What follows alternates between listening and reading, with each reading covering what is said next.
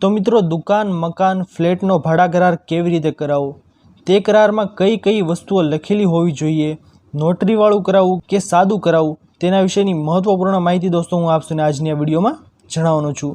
तो दोस्तों आपे कोईपण प्रकारनी मिलकतनो भाड़ा करार लखाण करावुं होय तो सौथी पहेला आपे जे मिलकतनो भाड़ा करार करावो छे तेनुं भाड़ुं नक्की होवुं जोईए।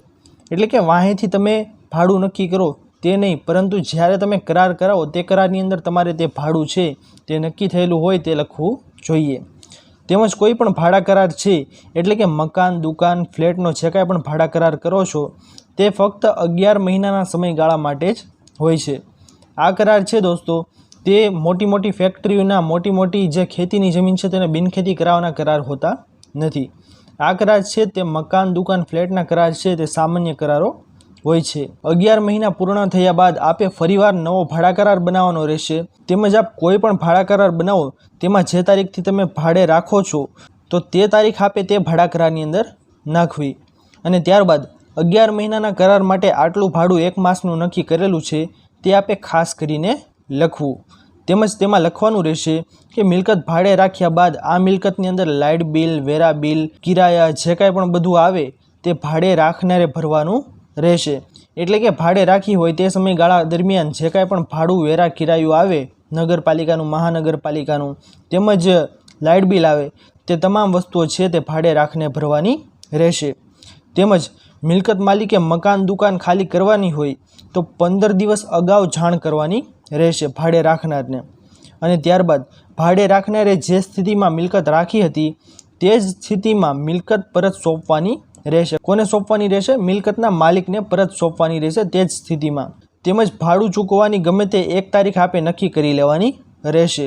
તેમજ જો મિલકતના માલિકે ડિપોઝિટ સ્વીકારેલ હોય તો તેમાં લખવાનું કે આટલા રૂપિયા ડિપોઝિટ આપેલા છે ભાડે રાખનારે। જે ભાડે રાખનાર દુકાન મકાન જે કાંઈ પણ XYZ મિલકત હોય તે ખાલી કરે ત્યારે તેને પરત ચૂકવી આપવાનું રહેશે। આ બધું લખાવ્યા બાદ તેમાં ભાડે રાખનાર અને ભાડે આપનારની સહીઓ આવશે। તેમાં બંનેના પાસપોર્ટ સાઇઝના ફોટા લગાવવાના રહેશે। ભાડે રાખનાર તથા ભાડે આપનારના બંનેના આધાર કાર્ડની ઝેરોક્સ છે તે આપે જોડવાની રહેશે સાથે। તેમજ દોસ્તો સાક્ષી કોઈ પણ તમારી સાથે આવ્યું હોય તેની સહી છે તે સાક્ષીમાં લેવાની રહેશે અને આપે નોટરી રૂબરૂ 300 રૂપિયાનો સ્ટેમ્પ પેપર તેની ઉપર જોડીને નોટરી કરાવવાની રહેશે જે આપે પાકી અને વેલિડ ગણાશે। ભવિષ્યમાં કોઈ પણ પ્રશ્ન ઊભો થયો હોય તો નોટરીવાળું જે આ ભાડા કરાર છે તે આપે વેલિડ ગણાશે। અને આપ ઘર મેળે લખાણ કરાવવા માંગતા હોય તો તેમાં કોઈ પણ પ્રકારનો સ્ટેમ્પ પેપર છે તે જોડવાની જરૂર નથી। ખાલી મેં આ વિડીયોની અંદર જેટલી માહિતી જણાવી છે તેટલી માહિતી તમે ખાલી પેન વડે પણ લખીને બંનેની સહીઓ લઈ લેશો તો પણ ચાલશે।